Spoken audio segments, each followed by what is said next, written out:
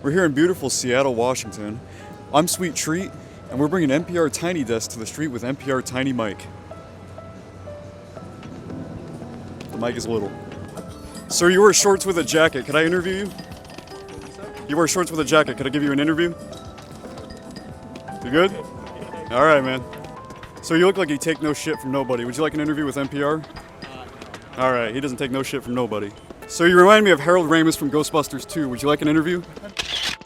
No, okay, thank you. Have a good one. Me too.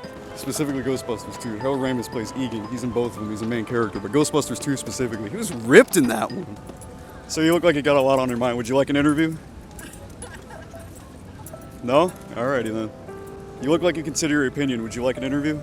No, I gotta go to work right now. Have fun. So you look like your opinion counts. Would you like an interview? No, thank you. Sounds good. The two of you look quite peculiar. Would you like an interview, either of you? Sounds good. So here at NPR, we do acknowledge that in Seattle it's nice to observe and look down at the water that surrounds the pier. That's what makes it a pier. Certain individuals really like to admire it. Sir, would you have a time for an interview with NPR? No? Sounds good. Enjoy the pier. Unfortunately, we do get individuals that are mute, so you have to learn to read lips behind a mask. Sir, you look like you work hard and get sweaty. Would you like an interview with NPR? No. Have a good one, man. I do love your Tiny Desk series. There we go. He knows what's up. He knows what's up. All of your hands are full. Could I make you guys stand around and hold it more for an NPR interview? Do you, anyone you like? Yes, I do. Who would that be? Well, I like Clint Eastwood. It's a Clint Eastwood fan. If you could say one good thing to Clint Eastwood, because his daughter and his son may be watching this is for NPR, what would you say? Okay, I say I know he used to owns the cowboy, the $1 million cowboy bar in Jackson Hole, Wyoming. I just want to say hello to him. Amen. It's NPR Tiny Mic, all walks of life. The good thing about Seattle is you get all kind of walks of life around here, even on the boardwalk. If I were to have to mention one thing about it, it's the things you could eat and food. But right here we have the My Chemical Romance reunion, and if any of you would like an interview, we're here with NPR. This is the Tiny Mic. You would? Sure. All right, perfect. All right, we have to start off with the preliminaries. What is your name? My name is David. David. David what? David Schwitt. I believe that. All right. Are you old enough to work? Yeah. Do you work? Yes. What do you do? I currently am a prep cook in a kitchen for a company called The Stoop. It's a tap room, basically. We do really nice food. They let anyone in there. We should be starting off though. This is the Tiny Mic interviews. They gave us this little microphone to go out and do the NPR Tiny Mic interviews with. The only thing is we're very insecure about the size of it. It's very little. You know, we ask that you. It is, isn't it? We ask that you refrain from kind of like demeaning it. If you want to make fun of it, we ask you don't do that. They will give us a bigger mic at some point, but just not right now. If you could have anybody headline right now, who would it be? And this would be in reference to the drawing for NPR's tour of 2022. So your opinion does count on this. Yeah, make it count. Oh man, if there's a band, our last night, they're like the one band that I have been able to follow since like high school. And that's despite the accusations of the bass player, right? I have no idea what they are. Oh, I've yet to make them up yet. I'll accuse them of it later, but yeah. I don't really pay attention so much to the accusations of something that I'm just listening to. There you go. Hey, Music, I just listen. Amen. Separate the art from the artist. This is sponsored by Burzum and Screwdriver. This is sponsored by Rhodesian Warfare. This is sponsored by NPR's Rock Against Communism. Also the Rock for Communism. Duality. So you've got long hair and you cuff your jeans with boots like I do. Would you like an interview with NPR's Tiny Mic program? Sounds good. All right. Are you familiar with Bruce Springsteen's Nebraska album? No. He's not familiar. Well, I am. Sorry? I am. Oh, you are? Yeah, I'm familiar with it. You're familiar with Birchnek, Bulgaria? No. Okay, apparently not. On that, have you listened to, or are you a connoisseur of Bruce Springsteen's Nebraska album?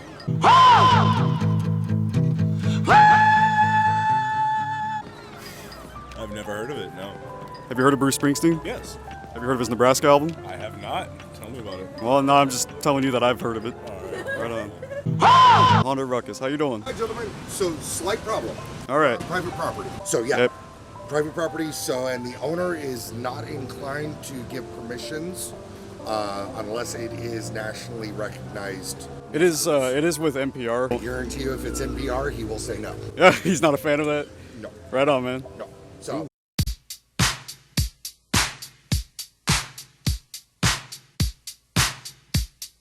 Well, if it isn't Little Boy Blue, sir, would you like to answer 2 questions for an NPR interview? What's up? Would you like to answer 2 questions for an NPR interview? Sure.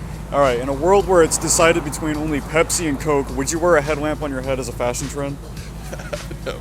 You would not? No. Okay, that being said, are you familiar with Bruce Springsteen's Nebraska album? No, I'm not. You're not? No. I am.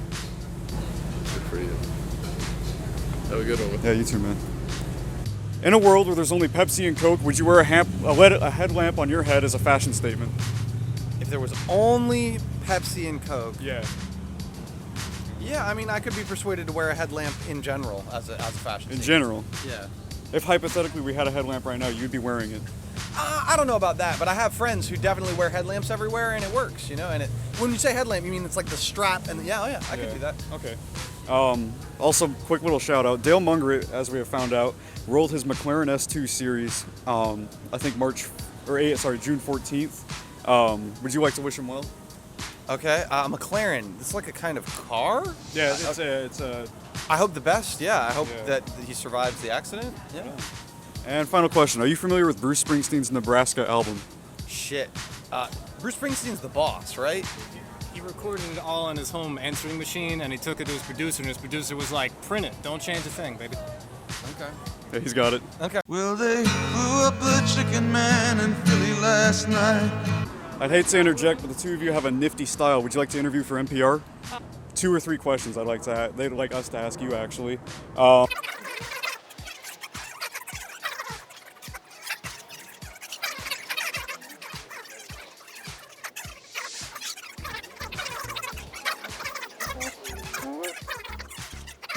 First one being, in a world of Pepsi versus Coke, which I'd say we're pretty much that divided for product as far as corn syrup goes. You're off to a good start. You're not on either end. Would you wear a headlamp as a fashion statement? Yes. Oh, I would need a lot of backstory for that. If it was What a is the fashion, statement? then yeah. I like If trends. I was What if it looked I would have to cute? be personally motivated by this lampshade, so it'd have to mean something to me. I guess. Oh, no, a headlamp. A headlamp. Yeah, headlamp. I mean, same answer. If it was for a fashion statement, it would have to mean something to me, just because other people are wearing it. Well, it's just in a world where Pepsi versus Coke, and it's very militant. You know, you're one way or the other, and there's no middle ground. If I had to choose, man, probably not. You wouldn't, but you would. Yes. But you wouldn't. I Yeah, think I'd that's probably correct. look cuter in a headlamp. Than him? I think it's a longer thing. I'm having a hard time processing this for sure. I think I It's wouldn't. What? It's I don't like know. steampunk goggles. A headlamp. Yeah, it goes on like that. Steampunk goggles aren't objectively attractive, but they fit into an aesthetic that works. I just kind of feel like pretty people can wear anything and look pretty. So we'd And both as be a fa- fine. Yeah. So it's off to a good start. You've got a compliment for her, but not so much for him. That's all right. I said so we'd both be fine. I know what that implies. That being said, do either of you work? Do either of us work? Yeah. We're both interns. Both interns. This will be a. Technically, I'm actually. Oh, I'm sorry. Actually, she's. Yeah, go ahead. We're both teachers. Teachers, all right. Elementary, middle school, or high school, or perhaps college. Elementary. Elementary, yeah. All right. This will be a perfect question for you. In a world where there's nothing but traffic cones sitting around in a city, what would you consider industry standard if you had to choose between moccasins and Mungret boots?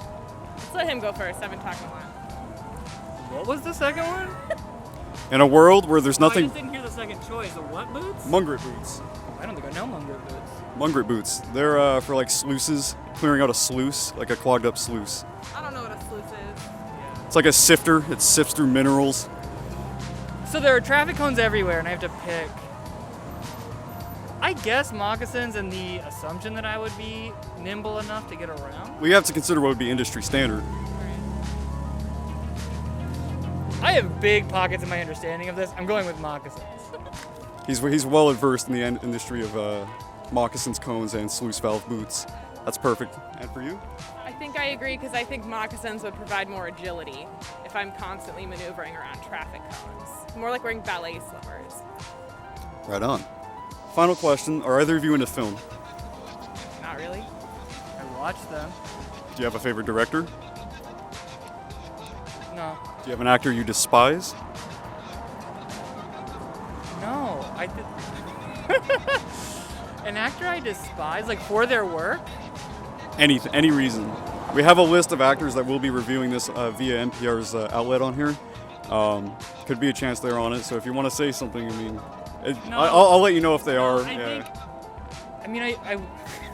I mostly watch documentaries, but also I watch shows for entertainment. So if I dislike an actor enough that that's my main opinion, I just stop watching that thing. I'm not sure what you're asking me. Do you have an actor you despise? I mean, I don't like Adam Sandler. Sorry. I feel like that's a pretty basic answer, but I just don't enjoy it. He's a usual suspect. I know. I wish I was more original. Oh no, I don't blame you for it. All right, do you have something you would want to say to him if hypothetically, not confirming anything, wink wink, he were to see this, would there be something you'd want to tell him? It's nothing personal. It's entirely professional. Not putting words in her mouth, but she says, Adam Sandler, I wish you the worst in life, and I hope you roll your car after you see this. Can I say something to Adam Sandler? Go ahead. Shabbat Shalom.